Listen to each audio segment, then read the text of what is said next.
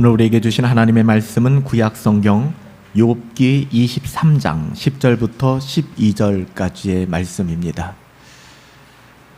구약성경 욥기 23장 10절부터 12절까지의 말씀, 하나님이 우리에게 주신 말씀이라 믿으시며 우리 함께 10절부터 12절 한 사람이 같이 읽는 것처럼 함께하여 읽도록 합니다. 그러나 내가 가는 길을 그가 아시나니 그가 나를 단련하신 후에는 내가 숨금같이 되어 나오리라. 내 발이 그의 걸음을 바로 따랐으며 내가 그의 길을 지켜 치우치지 아니하였고 내가 그의 입술의 명령을 어기지 아니하고 정한 음식보다 그의 입의 말씀을 귀히 여겼도다. 아멘. 오늘은 욥기 23장 10절부터 12절의 말씀을 가지고 무의미한 고난은 없다, 무의미한 고난은 없다라는 제목으로 하나님의 말씀을 함께 상고하도록 하겠습니다. 하나님의 자녀들에게 있어서 그의 삶에는 우연이라는 것은 결코 없음을 우리 너무나 잘 압니다. 우연은 없습니다. 거기에는 하나님의 주권이 있고 하나님의 섭리하심이 있을 뿐이죠. 그리스도인들에게 무의미한 고난이란 있을까요? 고난이라 각기 다른 해석을 할 수 있겠죠. 여하튼 우리가 핸들링 할 수 없는, 나의 어떠함으로 해결할 수 없는 문제 속에서 우린 전전긍긍합니다. 그것이 사람과의 관계일 수도 있고, 그것이 사업의 문제일 수도 있고, 자녀의 문제일 수도 있어요. 어떻게 보면 하나님께서 우리에게 주신 가장 소중한 선물인 영역이 우리를 고통 가운데 밀어넣기도 합니다. 그래서 한탄하며 탄식하게 되는 것이죠. 때로는 가정이 지옥 같고, 때로는 교회가 지옥 같고, 때로는 나의 삶이 지옥 같은 그런 혼돈함을 경험하기도 합니다. 부정할 수 없는 사실이죠. 하지만 그 모든 고난에는 반드시 하나님의 뜻이 있고 의미가 있다는 것을 우리는 알아야 해요. 이걸 놓치니까 자꾸 불평하고 원망하고 파국으로 우리가 치닫게 되는 것이죠. 고난을 통해서 하나님께서는 우리가 알지 못하는 일을 행하세요. 여기서 중요한 것은 우리가 알지 못하는 일을 행하신다는 거예요. 우리는 이걸 정말 힘들어 하거든요. 좀 내가 납득이 되고 내가 이해할 수 있는 방식으로 하나님이 나의 삶을 인도하신다면 불편하지 않을 것 같아요. 고난이라는 게 다른 게 아니거든요. 내가 알지 못하는 영역으로 자꾸만 하나님은 나를 밀어 넣는 것만 같아요. 두렵습니다. 하나님께서는 고난을 통해서 우리가 알지 못하는 일을 행하고 계십니다. 우리가 오늘 창세기를 읽었지만 요셉의 사건이었잖아요. 요셉이 당한 고난이 바로 이런 고난 아닐까요? 바로 앞도 알 수 없어요. 아버지의 사랑을 독차지하던 아들에서, 물론 배다른 형제이긴 했지만 그래도 한 아버지를 아버지라고 불렀던 형제에 의해서 인신매매를 당해서 미디안 상인에 팔리게 되고, 그리고 애굽의 노예가 되고, 거기서 강간범으로 몰리게 되고, 감옥에서 나올 수 있는 절호의 기회를 하나님이 주신 지혜와 명철로 꿈을 해석해 주었음에도 불구하고 술 맡은 관원장은 그를 잊어버리는, 어떻게 인생이 이렇게 무너질 수 있을까?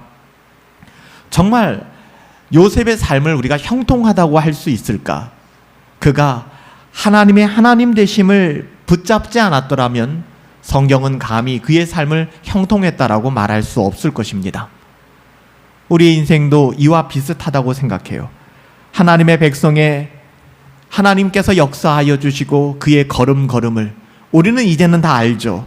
요셉의 삶이 어떻게 흘러갈 것을, 그가 장차 어떻게 총리가 되고, 그가 어떻게 이스라엘 백성을 구원하고, 그가 어떻게 하나님께 영광을 돌리는 삶을 살게 되는지 우리는 알고 있어요, 결론을. 하지만 요셉은 몰랐어요. 내 바로 앞에 무슨 일이 터질지, 나의 삶이 어떻게 진행되어질지. 하지만 마지막에 요셉은 그 모든 고난과 시련을 다 마주대하고 나서, 어떻게 보면 마지막 그 형제들이 자기를 팔아넘기고 시시덕거리던 그 웃음소리가 아직도 귀에 가득할 겁니다.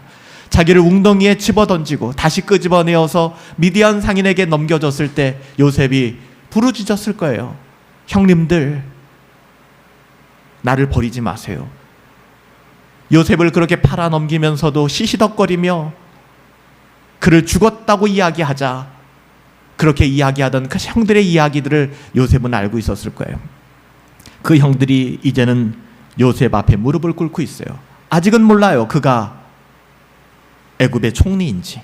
벌벌 떨면서 그 형들이 이제는 애굽의 총리 앞에 왔지만 요셉은 그 형들을 어떻게 대합니까? 그 형들을 어떻게 대하는 것이 아니라 그의 삶을 어떻게 마주합니까? 그것이 바로 창세기 45장 7절부터 8절에 기록되어 있잖아요. 여러분 한번 같이 읽어보실까요? 창세기 45장 7절부터 8절에 요셉의 고백입니다. 우리 함께 읽읍시다. 하나님이 큰 구원으로 당신들의 생명을 보존하고 당신들의 후손을 세상에 두시려고 나를 당신보다 먼저 보내셨나니 그런즉 나를 이리로 보내신 이는 당신들이 아니요 하나님이시라. 하나님이 나를 바로에게 아버지로 삼으시고 그 온 집의 주로 삼으시며 애굽 온 땅의 통치자로 삼으셨나이다. 여러분 이 고백을 누가 할 수 있을까요? 고난이라는 모든 문제를 하나님이 주관하여 하나님께서 역사하시고 인도하신다라는 고백이 없이는 불가능해요. 그래서 뭐라고 이야기합니까? 당신들 먼저 나를 이곳에 보내신 분은 하나님이시다.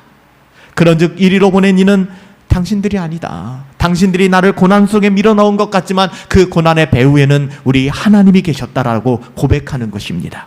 여러분 이 고백이 있는 사람은 그 어떤 환경과 상황 속에서도 절망의 수렁에 빠지지 않습니다.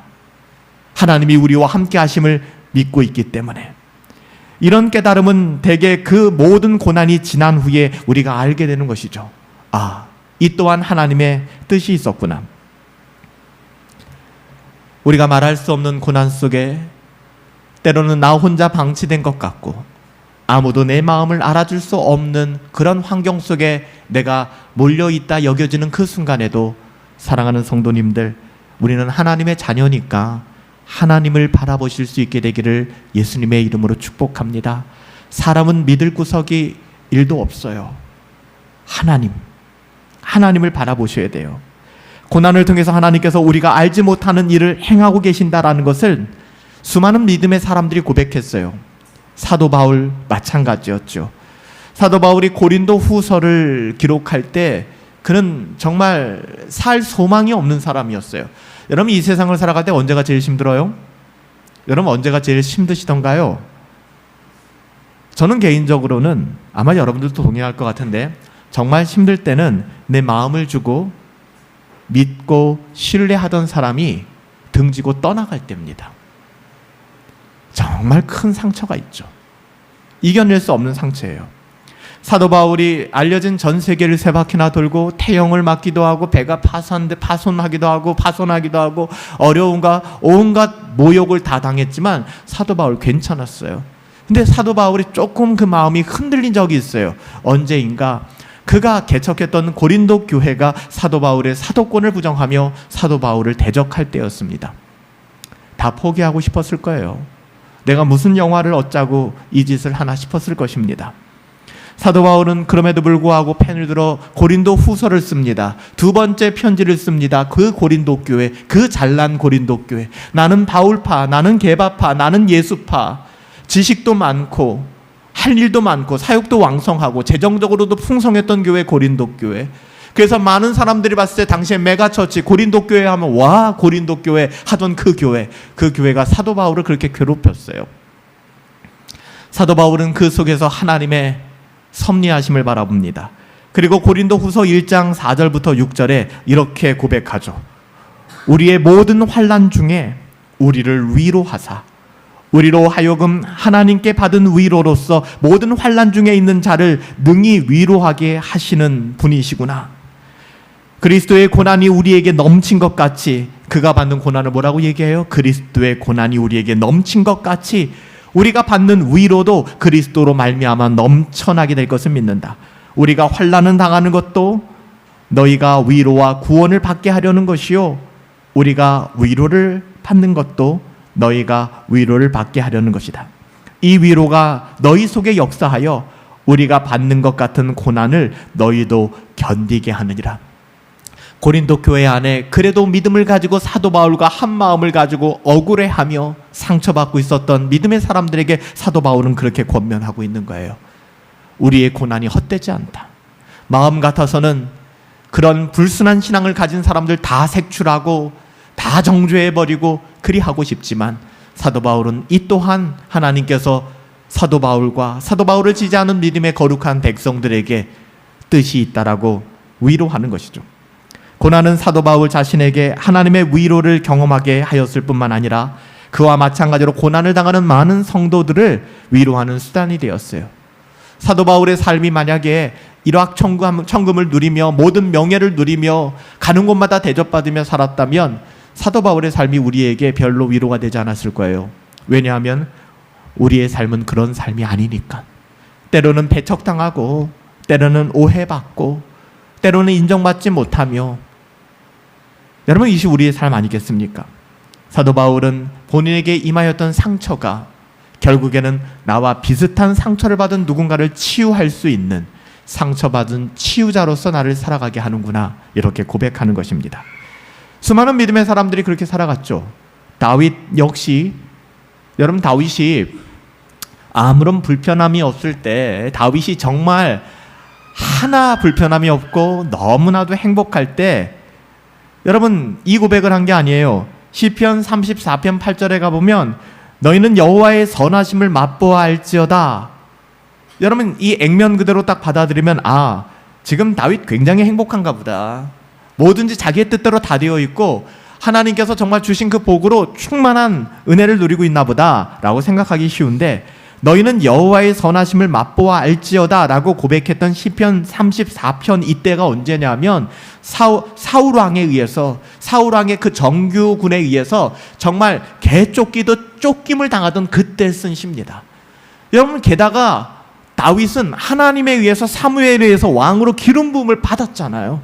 기름 부음을 받은 왕이지만 사울왕 때문에 정말 사냥꾼이 사냥감을 쫓아 사냥하듯이 거기에 쫓기는 마치 그 들짐승처럼 그렇게 광야를, 황무지를 유리방황하던 그때 다윗은 뭐라고 얘기합니까? 너희는 여호와의 선하심을 맛보아 알지어다. 여러분, 이것이 신앙이요, 이것이 믿음인 것입니다. 그 자신이 사울에게 쫓기고 있는 환경 속에서 그는 그렇게 고백하는 거예요. 그리고 이 말은 그와 마찬가지로 곤고한 삶을 살아가는 많은 사람들을 위로하는 말이 되었죠. 고난을 통해서 하나님께서 하시는 일은 우리를 낮추시는 것입니다. 여러분, 고난이라고 하는 것을 통해서 하나님이 하시는 일은 우리를 낮추시는 거예요. 여러분, 고난을 통해서 고개를 쳐들지 마세요. 내가 뭔가 살려고 하지 마세요. 고난의 속에서 하나님은 우리를 낮추십니다. 여러분, 우리를 낮추고 우리의 힘을 빼게 만든 다음에 하나님이 하시려고 하는 건 뭘까요? 하나님을 의뢰하게 만드는 거예요. 우리가 수영을 배울 때 그렇지 않습니까? 수영 강사들이 어떻게 뭘 가르쳐요? 몸에 힘을 빼라고 합니다. 왜 우리에게 몸에 힘을 빼라고 해요? 물에 빠져 죽으라고요? 아니요. 저도 처음에 수영을 배울 때 몸에 힘을 빼라는 거예요. 몸을 쭉 펴라는 거예요. 죽을 것 같은데. 근데 몸에 힘을 쭉 빼고 균형을 잡으니까 그냥 몸이 물에 뜨더라고요. 여러분, 하나님께서 우리를 낮추시는 이유는 뭘까요? 우리를 죽게 만드는 것이 아닙니다. 하나님을 의지하라는 거예요. 하나님을 의뢰하라는 것이죠. 하나님께서는 이스라엘 백성이 광야의 생활을 마칠 즈음에 그들에게 40년을 기억하라고 했습니다. 지긋지긋해. 광야 40년, 정말 지긋지긋해서 묻지도 마. 난 그쪽을 돌아보고는, 우리 남자들이 그러지 않습니까? 자기가 군복무했던 데를 향해선 소변도 안 본다. 난 그쪽을 바라보지도 않을 거야. 이 고난의 40년 정말 너무 힘들었어. 근데 하나님께서 뭐라고 말씀하는 거예요? 이 고난의 40년을 기억해야 해. 반드시 기억해야 해 라고 말씀하고 있습니다. 고난의 40년을 기억해야 해. 우리 신명기 8장 2절 말씀을 함께 읽도록 합니다. 신명기 8장 2절 말씀 시작. 내 하나님 여호와께서 이 40년 동안에 내게 광야의 길을 걷게 하신 것을 기억하라. 이는 너를 낮추시며 너를 시험하사 내 마음이 어떠한지 그 명령을 지키는지 지키지 않는지를 알려 하심이라. 여러분, 고난은 우리의 영혼을 낮추는 것입니다. 고난은 우리의 인생을 겸손하게 합니다. 고난이 찾아오지 않고서는 경건을 추구하기 어려운 거예요. 그냥 먹고 살고 즐기고 누릴 게 너무 많아요. 때로는 하나님이 그래서 고난을 밀어넣으십니다. 여러분, 우리가 얼마나 우리의 어떠함에 빠져 살았으면 고난이 우리를 찾아올 때에도 경건을 회복하지 않을 정도로 우리는 세상에 물들어 있을 때가 많아요. 하나님께서는 때로는 극약 처방을 내리십니다. 하나님이 우리를 미워서 그러는 것 아니에요. 돌아오라는 거예요. 이 광야 40년처럼. 일주일이면 갈 수 있는 거리를 40년 동안 걷게 하셨어요. 60만 6,550명이 광야에서 장례식을 치를 때까지 대가를 지불하게 하셨어요. 그리고 말씀하시는 거예요. 기억해야 해. 기억해야 해. 이거는 엄마, 아빠, 할아버지들을 장례식 치른 자녀들에게 말씀하는 거예요. 신명기는 출애굽을 경험해보지 않은 아이들, 그 아이들이 이제는 광야에서 40이 넘었어요. 그들이 홍해를 건너보지 않은 사람들, 광야에서 태어났던 아이들, 그 사람들이 이스라엘 백성이 되었어요. 그러니 그때 일을 알겠습니까? 부모님을 통해서 얼핏 들었겠죠. 그래서 모세를 통해서 말씀하시는 거예요. 기억해야 해. 너희의 부모 세대가 왜 광야에 40년을 걸었는지 기억해야 해. 그리고 그 고난이 어떤 의미가 있는지를 기억해야 해. 그냥 이 또한 지나가리라 하고 참을 인자만 쓰며 넘어가는 건 그는 건강한 게 아니야. 이 고난 속에는 하나님의 뜻이 있다는 거예요. 요셉에게 찾아왔던 고난처럼, 다윗에게 찾아왔던 고난처럼, 하나님의 백성에게 찾아오는 고난은 하나님께서 자기 백성들의 믿음을 믿어주는 영광이고 특권이라는 걸 여러분 기억하세요. 이길 만한 시험이 아니고서는 하나님이 우리에게 허락하지 않는다라고 말씀하셨잖아요. 아, 하나님이 날 믿어주시는구나. 아, 나에게 주시는 이 시련이 믿음을 포기하게 만들거나 신앙을 파상케 만드는 것이 아니라 하나님이 나를 믿어주사 나를 단련시키고 나를 연단하여 없어질 것이 아니라 나를 정결케 하시기 위하여 허락하시는 것이구나. 그렇기 때문에 고난은 신자에게 주시는 특권이 될 수 있다는 거예요. 사도 바울이 고백했던 것처럼 여기서 우리가 믿음이 일방적인 것이 아닌 쌍방의 관계라는 사실을 기억할 필요가 있어요. 믿음은 우리가 하나님을 믿는 것만이 아닙니다. 하나님께서 우리를 믿어주고 계신다는 거 알고 계십니까? 하나님의 자녀들. 여러분, 이것이 구원 얻는 믿음이에요. 하나님은 욥의 믿음을 믿어주셨습니다. 그러니까 욥에게 그런 시험을 주셨죠. 우리에게는 그런 시험을 안 주실 거예요. 우리는 그 이길 능력이 없기 때문에. 하나님은 아시는 거예요. 시험하실 때. 그래서 그 시험은 다 달라요. 때로는 욥과 같은 시험이 임할 때도 있고, 때로는 다윗과 같은 시험이 임할 때도 있고, 때로는 요셉과 같은 시험이, 경중은 다를 수 있겠지만 모두가 고난이라고 말할 수 있는 시험이 각기 다르게 우리 인생 가운데 찾아오는 것이죠. 하나님은요, 고난을 통해서 우리 인생을 죽이려 하는 것이 아닙니다. 살리려 하시는 거예요. 그래서 여러분, 욥이 뭐라고 얘기합니까? 욥은요, 욥기 13편 15절에서 이렇게 얘기합니다. 그가 나를 죽이실지라도. 와, 진짜 그러니까 하나님이 자랑하고 다닌 거예요. 너 동방의 의인 보았냐? 아브라함 시대, 족장 시대 때 사람이잖아요, 욥이요. 이 천상의 세계를 이야기하며 성경이 하나님께서 마귀 사탄에게 너 욥을 보았느냐? 욥의 믿음을 보았니? 라고 얘기하잖아요. 욥이 이렇게 얘기해요. 그가 나를 죽이실지라도 나는 그를 의뢰하나이다. 그러니까 하나님께서는요, 욥의 생명을 빼놓고서는 네가 마음껏 쳐봐라. 사탄에게 그렇게 이야기하신 거예요. 사탄이 다 쳤지만 욥이 무너집니까? 넘어집니까? 아니에요. 오직 하나님을 신뢰하는 그 믿음으로 살아가잖아요. 3명의 친한 친구가 가서 비아냥거리잖아요. 욥 잘 생각해봐. 너 죄 지은 게 있으니까 그렇지. 율법이 이렇게 말씀하고 있어. 하지만 욥은 잘못이 없었어요. 아, 때로는 내가 예수 믿는다는 이유로 애매히 고난을 당하기도 하는구나. 고난이라고 하는 것이 하나님께서 내 영혼을 만지시는 거룩한 수단이요, 하나님이 또한 이러한 고난, 나는 이겨낼 능력이 없다 여기지만 하나님께서는 나를 믿어주시고 이런 고난의 길로 나를 인도하는구나 라고 여러분 믿으신다면 결코 여러분의 삶의 자리를 훼손시키지 않을 것입니다. 막장까지 치닫지 않게 될 거예요. 오히려 그 어떤 환경 속에서도 묵묵히 잠잠히 하나님을 바라보게 될 것입니다. 아브라함도 마찬가지였죠. 아브라함에겐 하나님 뭐라고 얘기하셨어요? 물론 본토, 친척, 아비 집을 떠나라는 말 자체가 굉장히 고통스러운 명령이었죠. 여러분 잘 아시는 것처럼 고대 근동 사회에서는 시족 사회, 지금도 우리가 농촌으로 아니면 뭐 어촌으로 이렇게 들어가 살겠어라고 우리가 들어갔을 때 시족 공동체가 있거든요. 거기에 들어가면 굉장히 어려움을 겪는 분들이 많아요. 되게 배타적이고 힘들게 사람을 만드는 것이죠.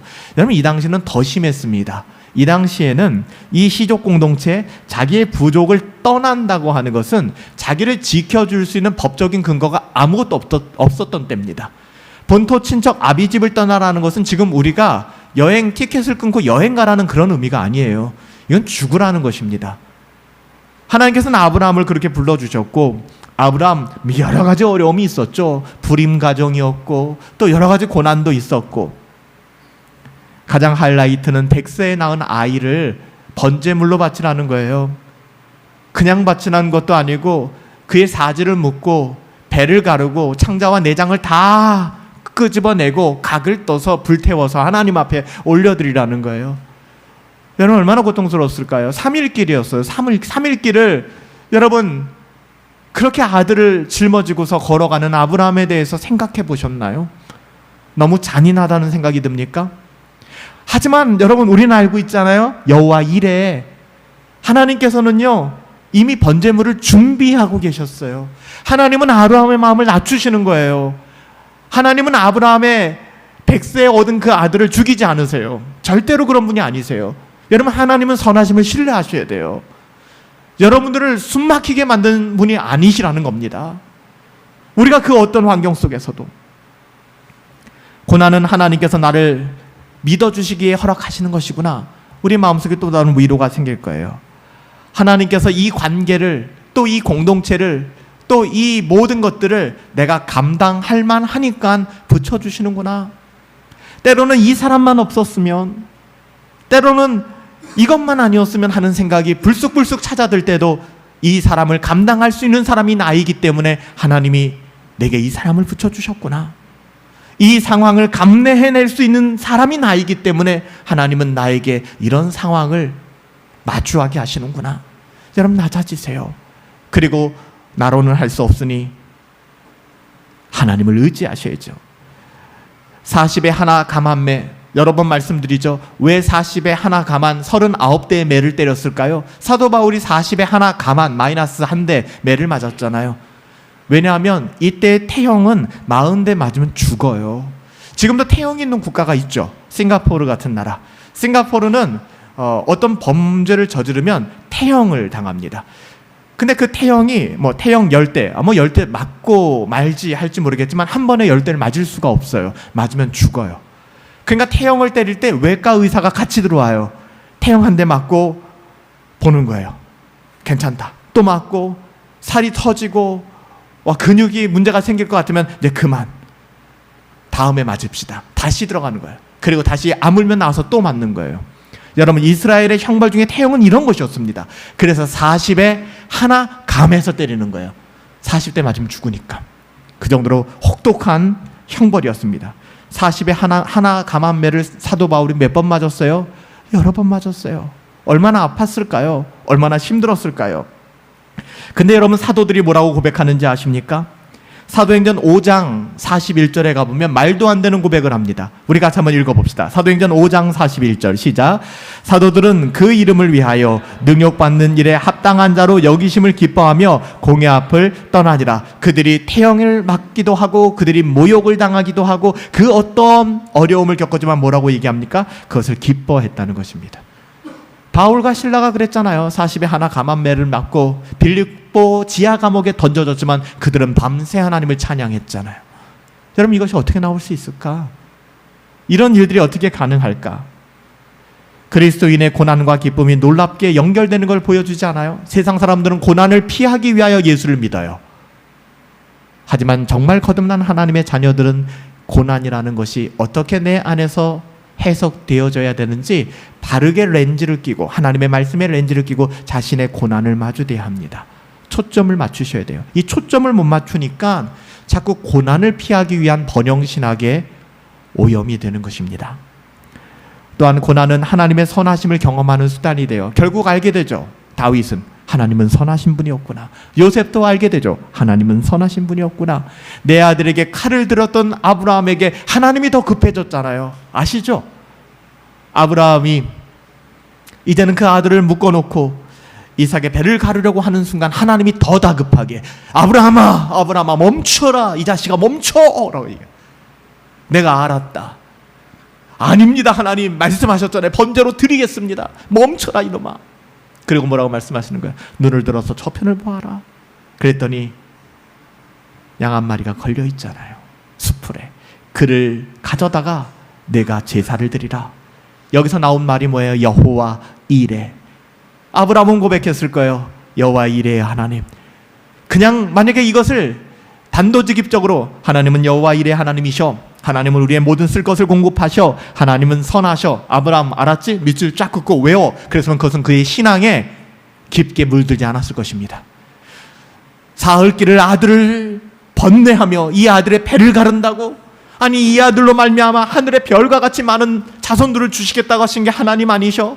아니 하나님은 인신제사를 미워하시는 분이시잖아. 아니 어떻게 이런 수많은 고난 속에서 수많은 번민 속에서 미칠 것 같은 마음을 가지고 아브라함은 번뇌했을 거예요. 여러분 이 과정을 통하여 믿음이라는 게 생기는 겁니다. 이 과정을 통하여 하나님은 선하시구나 라는 답을 얻게 되는 거예요. 근데 우리는 너무나도 값싼 답을 얻으려고 하는 거죠. 그냥 지식적으로 하나님은 선하시대. 때로는 하나님께서는 그것을 맛보아 알기를 원하시기 때문에 때로는 더 강력하게 우리를 삶의 자리로 밀어넣으시는 거예요. 여러분 그것을 보실 수 있어야 합니다. 고난은 하나님의 선하심을 경험하는 수단이에요. 여러분 고난은 하나님의 선하심을 경험하게 하는 수단이 됩니다. 그리스도인들에게 죄에 대한 형벌로서 고난은 없습니다. 잘 들으세요. 여전히 교회를 다니시는 분들 중에서도 목사님 제가요 주일 성수하지 않아서 벌 받았어요. 목사님 제가요 11조 하지 않아서 벌 받았어요 라는 정말 말도 안 되는 말씀을 하시는 분들이 계시더라고요. 하나님은요 죄에 대한 형벌로서 벌을 내리시는 분이 아니십니다. 만약에 하나님 우리에게 고난의 문제를 주시고 내가 느끼기에 형벌에 가까운 그런 고난이 우리 가운데 임했다고 하면 그것은 형벌이 아니라 우리를 연단시키고 단련시키기 위하여 주신 그런 시험이에요. 죄에 대한 대가가 아니에요. 우리에 대한 모든 죄의 대가, 죄에 대한 형벌은 예수 그리스도께 온전히 다 쏟아졌습니다. 여러분 이걸 기억하셔야 돼요. 여러분 잊지 마세요. 다른 소리 하시면 안 돼요. 목사님 제가 이렇게 살아서 그래서 하나님께 벌을 받나 봐요. 이게 얼마나 불신앙인 줄 아세요? 예수님의 십자가를 모욕하는 행위입니다. 그렇지 않아요. 우리의 그 어떠한 죄도 예수 그리스도의 십자가 안에서 텔레스타이 내가 다 지불했다. 그래서 우리는 그리스도 예수 안에 있기에 결코 어떠한 정죄함도 없는 것입니다. 여러분 잊지 마세요. 죄에 대한 형벌로서의 고난은 존재하지 않습니다. 그리스도께서 하나님의 자녀들이 받을 죄의 형벌을 이미 다 받으셨기 때문에. 그렇다면 왜 여전히 우리에게 고난이 찾아오는 걸까? 왜 내 인생은 고통스러울 것일까? 위에 언급한 적극적인 이유 외에도 그리스도인이 하나님의 선하심을 경험하게 되는 것은 고난이라는 학교를 통해서 경험하기 때문에. 그래서 하나님이 우리에게 고난을 주시는 거예요. 가장 궁극적으로는 하나님은 하나님의 선하심을 책상머리에 앉아서 배우기를 원치 않습니다. 아까도 말씀드렸지만 하나님께서는 하나님의 선하심을 책 몇 권 읽어서 얻길 원하는, 이게 제일 무서운 사람이에요. 여러분 제가 제일 두려워하는 사람이 어떤 사람들이냐면 뭔가 굉장히 자신 있는 사람들 있잖아요. 이렇게 해봐 인생 바뀔 거야. 이렇게 해봐 너 대박 날 거야. 굉장히 무서운 사람들입니다. 게다가 이런 사람들이 책 몇 권 읽고서 정치, 경제, 사회, 문화, 교육 각 영역을 얘기하기 시작한다면 이건 괴물과 같습니다. 조심해야 돼요. 여러분 하나님의 어떠하심도 마찬가지예요. 하나님의 선하심을 책상머리에 그냥 예배당에 앉아서 귀로 그렇게 배워지는 것이 아닙니다. 자칫 잘못하면 그것은 우리의 지식의 유희로 끝나게 됩니다. 죄는 하나님께서 언제나 우리에게 최상의 것을 주신다는 것을 믿지 않는 것에서부터 시작된다는 것을 여러분 기억하세요. 다시요. 죄가 무엇이냐 하면 여러 가지로 정의할 수 있겠지만 죄라고 하는 것은 우리 하나님께서 나에게 궁극적으로 최고, 최상의 것을 주실 것이야를 믿지 않는 겁니다. 그러니까 불안해하는 거예요. 그러니까는 불평하는 겁니다. 그러니까 왜 지금 이렇게 되냐고 원망하는 겁니다. 그게 죄예요, 죄. 죄라고 하는 것은 하나님이 항상 우리에게 최고의 것을 주실 것이야 라는 것을 믿지 않는 것이죠. 믿음이라고 하는 것은 반대입니다. 그 어떤 환경과 상황 속에서 하나님의 선하심에 대한 전적 신뢰. 하나님은 선하십니다. 복음을 통해서 우리는 하나님의 선하심을 알게 되잖아요. 그 선하심을 최초로 맛보아 알게 되는 것이 바로 중생과 회심이잖아요. 거듭남의 은혜였잖아요. 우리 모두가 경험했던. 그리고 복음의 창으로 우리는 비로소 하나님의 자녀다운 삶을 살아감으로 이런 윤택을 누리게 되는 것입니다. 여러분, 이것을 우리는 인내하며 믿음의 경주를 달리며 배워가게 되는 거예요. 그래서 사도 야고보는 이런 인생을 살아가는 하나님의 자녀들에게 이렇게 권면하는 것입니다. 야고보서 5장 10절부터 11절에 우리 함께 읽도록 하겠습니다. 시작. 형제들아, 주의 이름으로 말한 선지자들을 고난과 오래 참음의 본으로 삼으라. 보라, 인내하는 자를 우리가 복되도다 하나니 너희가 욥의 인내를 들었고 주께서 주신 결말을 보았거니와 주는 가장 자비하시고 긍휼히 여기시는 이시니라. 아멘. 형제들아, 주의 이름으로 말한 수많은 선지자들 돌맞고 톱으로 힘을 받고 집에서 쫓겨나며 모든 능력을 받았던 고난과 오래 참음의 모델로 삼아라. 모범으로 삼아라. 보라, 인내하는 자는 우리가 복되다 하였나니 너희가 욥의 인내를 보지 않았느냐? 주께서 주신 그 결말 다 알고 있지 않느냐? 주는 가장 선하시다. 하나님은 엑설런트 하신 분이시다. 그렇죠? Be excellent. 가장 선하신 분이시다. 그리고 우리를 긍휼히 여기는 분이시다. 인내로 고난을 견디고 난 후에 비로소 우리는 고난의 의미를 알게 돼요. 이 또한 지나가리라, 지나가리라, 지나가리라. 이런 식으로 푸념 속에 고난을 마주대하지 마십시오. 고난을 낭비하지 마십시오. 고난을 통해서 하나님께서 내게 말씀하세요. 무언의 대화가 중요하잖아요. 사람이 말해야 말을 하는 겁니까? 말하자도 그 사람은 이미 말하고 있어요. 여러분, 하나님의 음성을 들으세요. 고난을 통하여 하나님은 말씀하세요. 그래서 감히 성경을 통하여 하나님께서는 이렇게 말씀하시는 거죠. 우리에게 고난을 기쁘게 여겨라. 고난을 기쁘게 여겨라. 야고보서 1장 2절 말씀에 보면 내 형제들아, 너희가 여러 가지 시험을 당하지 온전히 기쁘게 여겨라. 온전히 기쁘게 여겨라. 로마서 5장 3절에서도 사도 바울이 뭐라고 얘기해요? 환난을 만나지 즐거워해. 여러분, 이것을 우리가 어떻게 이해할 수 있을까요? 고난의 의미를 자기의 논리와 지식으로 담아내지 마세요. 진짜 어리석은 사람들이에요. 자꾸만 고난당할 때 자기 속으로 들어가지 마세요. 죽는 겁니다. 절대 선한 게 나오지 않아요. 그러기에 야고보서는 고난을 기쁘게 여겨라. 그 말에 덧붙여서 지혜를 구해라. 이 고난 속에 이때 가장 실수하기 좋거든요. 지혜를 구하라는 거예요. 우리 야고보서 1장 5절 너무나 잘 아는 말씀이죠. 우리 함께 읽습니다. 너희 중에 누구든지 지혜가 부족하거든 모든 사람에게 후히 주시고 꾸짖지 아니하시는 하나님께 구하라. 그리하면요 주시리라. 할렐루야. 여러분, 지혜를 구하세요. 인간의 지혜 구하지 마세요. 왜 자꾸만 문 닫고 내 속으로 계속해서 들어가 버립니까? 여러분, 우리 속에 들어가면 남는 건 죄밖에 없어요.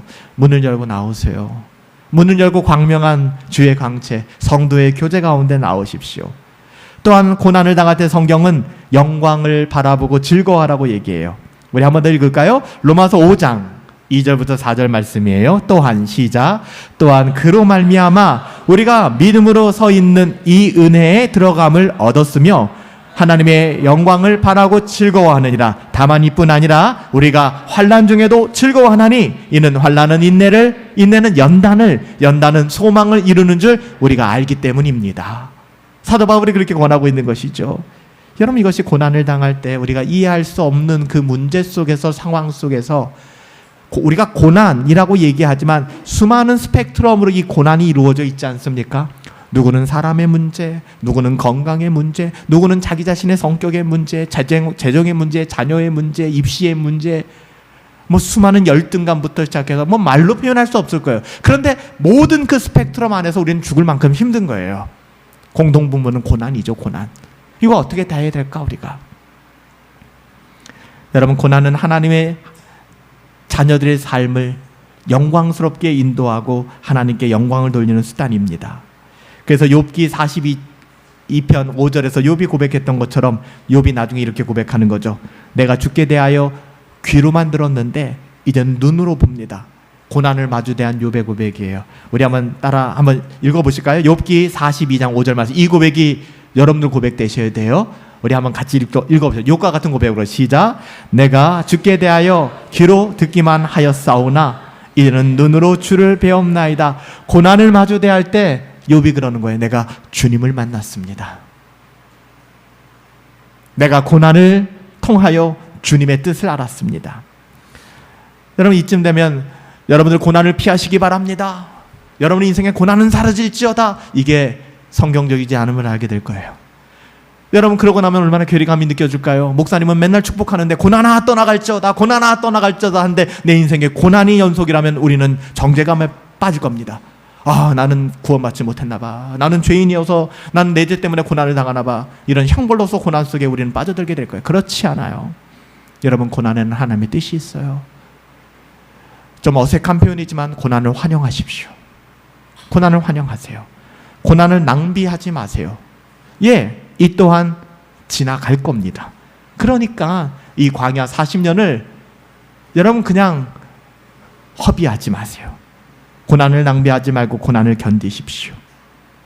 여러분 인생에 찾아오는 온갖 고난을 혹시 여러분들은 입을 뒤집어 쓰고 아니면은 그냥 분노와 원망 속에서 모든 인간관계 뒤로 하고 그냥 내 속에 고립되어서 그렇게 낭비하고 있지는 않습니까? 하나님의 자녀들에게 일어나는 모든 고난은 감히 말씀드리건대 영광스러운 것입니다. 그리고 이 모든 고난을 통하여 하나님의 선하심을 우리는 더욱더 깊게 알게 될 거예요. 흘린 눈물만큼, 두들긴 가슴만큼 우리는 하나님을 더 깊이 알아가게 될 거예요. 고난을 견딤으로써 경험해내게 되는 것, 고난을 견뎌냈을 때 우리는 말할 수 없는 그 하나님의 영광을 보게 되는 것이죠. 하나님께서 채우시는 하늘의 기쁨을 경험하게 되는 거예요. 믿음으로 고난을 견디고 있는 동안에 하나님께서 경험하고 누리게 하시는 그 은혜를 여러분 외면하지 마십시오. 우리들의 삶을 돌아보셔야 돼요. 제가 여러분들에게 오늘 말씀을 증언하며 큰 제목을 무의미한 고난은 없다라고 말씀드렸어요. 그래요. 우리 가운데 무의미한 고난, 우리에게 찾아오는 모든 고난은 유의미한 고난입니다. 의미가 있는 것이죠. 그래서 감히 여러분들에게 말씀드립니다. 고난은 우리에게 유익한 거예요. 고난을 통해서 그의 믿음이 견고해지고 하나님의 어떠하심을 더 깊이 알아가는. 그래서 시편 기자가 이렇게 고백하잖아요. 시편 119편인데요. 굉장히 긴 말씀이죠. 시편 119편 67절부터 68절 또 71절에 조금 추려서 제가 올려드렸는데 여기 기록된 대로 한번 읽어보시죠. 시편 기자의 고백입니다. 우리의 고백 되길 원해요. 같이 읽읍시다. 시작. 고난당하기 전에는 내가 그릇 행하였더니 이제는 주의 말씀을 지키나이다. 주의 주의 율례들을 나를 가르치소서. 고난당한 것이 내게 유익이라. 이로 말미암아 내가 주의 율례를 배우게 책상머리에 앉아서 배운 것이 아니에요. 그 모든 고난을 통과하며 내가 고난당하기 전에는 자꾸만 잘못된 길로 행하였는데 이제는 뭐예요? 고난당한 이후에요. 주의 말씀을 지키게 되었습니다. 주는 선하시군요. 주의 선을 내게 행하시오니. 고난입니다. 고난. 나에게 행하시오니 주의 율례들로 나를 가르쳐 주심에 감사합니다. 고난당한 것이 내게 유익합니다. 이로 말미암아 내가 하나님의 뜻을 배우게 되었네요. 이렇게 고백하는 거예요. 이것이 시편 119편 시편 기자의 고백이에요. 여기서 고난이 하나님의 선한 행위, 하나님의 선하신 일이다 라고 고백하고 있는 거예요. 여러분, 우리는 이것을 눈여겨볼 수 있어야 됩니다. 하나님의 선하심은 때로는 고난의 옷을 입고 우리에게 찾아온다는 거예요. 고난은 하나님의 선하신 일이기 때문에 여러분, 우리에게 유익한 겁니다. 많이 아프세요? 때로는 그 아픈 시간을 좀 하나님과의 관계 속에서 깊게 가지세요. 그 고난에서 값싼 대가를 지불하고 빨리 나오리라 생각하지 마세요. 때로는 40년이 될 수도 있고요. 때로는 1년이 될 수도 있고요. 때로는 일주일이 될 수도 있어요. 그 고난을 회피하지 마세요. 여러분, 회피하고 떠나는 것은 이스라엘 백성이 광야 40년 돌면서 우리 가나안 땅 안 가. 우린 다시 돌아갈 거야. 그럼 바로 돌아가면 돼요. 돌아가는 건 쉽습니다. 포기하는 건 쉬워요. 그렇지만 그 길은 우리가 걸어갈 길이 아닙니다. 생명의 길. 그래서 여러분, 고난을 믿음으로 견디며 내게 임하는 모든 고난은 유의미한 고난이구나. 하나님의 선하심이 녹아져 있구나 바라보시며 믿음으로 살아갈 수 있게 되기를, 견뎌낼 수 있게 되기를 예수님의 이름으로 축복합니다. 살아계신 아버지 하나님, 때로는 버겁고 다 집어치우고 싶고, 때로는 너무나 억울하고, 때로는 내 분노를 주체할 수 없을 만큼 힘든 그런 삶의 자리가 버거울 때가 있습니다. 하나님의 자녀인데 때로는 내가 벌받는 것 같기도 하고, 나는 구원받지 않은 것 같기도 하고, 수만 가지 생각이 우리의 영혼을 옥죄고 우리의 영혼을 거덜낼 때가 있습니다. 하나님, 오늘 하나님의 말씀을 통하여 믿음의 사람들에게 찾아온 고난이 어떤 것인가를 다시 한번 확인하게 하여 주시고, 그 고난이 어떤 의미가 있으며 고난을 통해서 하나님의 선하심이 어떻게 드러나는가를 말씀하여 주시니 감사드립니다. 하나님, 우리가 종교적인 쇼를 하며 누군가에 보여주기 원하는 어떠함으로 신앙생활하기 원치 않습니다. 하나님을 마주대하게 하여 주시옵시고, 수많은 시편 기자가 그리하였던 것처럼, 욥이 그랬던 것처럼 죽기 살기로 오직 하나님께 그의 마음을 드리며 그의 어떠하심을 탁하며 하나님께 나아갈 수 있는 믿음을 우리 모두에게 허락하여 주시옵소서. 우리 사랑하는 성도들의 고난의 문제, 그 고난한 삶의 자리 하나님이 잘 알고 계시오니 지켜주시고 버텨내게 하여 주시되, 참을 인자를 쓰면서가 아니라 하나님의 선하심을 바라보며 소망하며 이 모든 길들, 시간들, 여정들 우리가 보낼 수 있도록, 걸어갈 수 있도록 하나님께서 역사하여 주시옵소서. 하나님이 함께 하시기를 간절히 소원합니다. 예수님의 이름으로 기도하옵나이다. 아멘. 주님 다시 오실 때까지